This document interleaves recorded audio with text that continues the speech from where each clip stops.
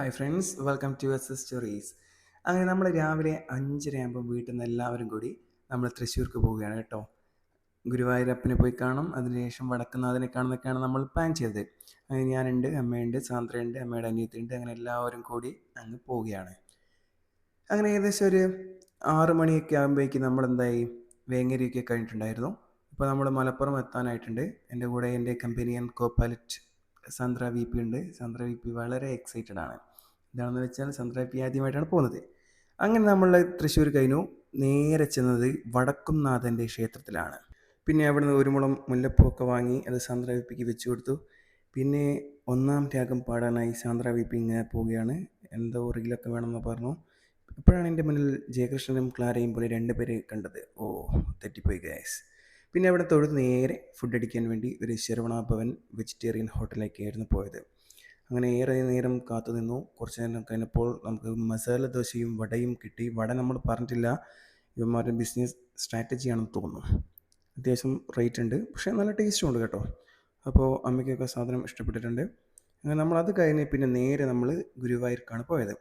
അങ്ങനെ അവിടെ നിന്ന് ഏകദേശം 1 മണിക്കൂർ കൊണ്ട് നമ്മൾ ഇവിടെ എത്തി, ഗുരുവായൂരെത്തി. അവിടെ നമ്മൾ ഹോട്ടൽ പാഞ്ചജന്യമായിരുന്നു ബുക്ക് ചെയ്തത്. അത്യാവശ്യം നല്ല ഹോട്ടലാണ് കേട്ടോ.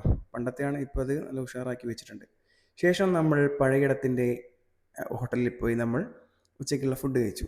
അത്യാവശ്യം റേറ്റ് കുറച്ച് കൂടുതലാണ്, 180+ ഒക്കെ ഉണ്ട് അതിൻ്റെ റേറ്റ്. എന്നിരുന്നാൽ കൂടി വൺ ടൈം എക്സ്പീരിയൻസ് നല്ലതായിരുന്നു.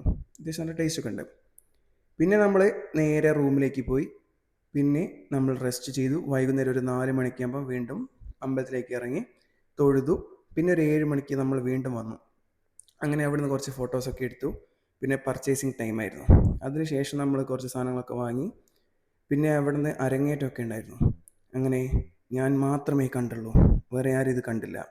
അതിനുശേഷം പിന്നെ കുറച്ച് ബുക്കൊക്കെ വാങ്ങി. പിന്നെ മൊത്തം ഒരു ഭക്തിമയമായിരുന്നു. അങ്ങനെ അവിടെ നിന്നും പരിപാടിയൊക്കെ കണ്ട് പിന്നെ നമ്മൾ നേരെ റൂമിലോട്ട്. ഇനി നാളെ രാവിലെ പുലർച്ചെ നമുക്ക് അമ്പലത്തേക്ക് പോകേണ്ടതുണ്ട്. അങ്ങനെ രാവിലെ ഒരു 3 മണിക്കൊക്കെ അമ്പലത്തിലൊക്കെ പോയി വന്നു. ശേഷം നമ്മൾ എന്താക്കി, ഒരു 7-8 മണിയൊക്കെ ആകുമ്പോഴേക്കും നമ്മൾ പിന്നെയും തിരിച്ച് പായസമൊക്കെ വാങ്ങാൻ വന്നു. രാവിലെ വലിയ തിരക്കൊന്നും ഇല്ലായിരുന്നു. അങ്ങനെ പിന്നെ നമ്മൾ അവിടുന്ന് കുറച്ച് പർച്ചേസിംഗ് ഒക്കെ കഴിഞ്ഞു.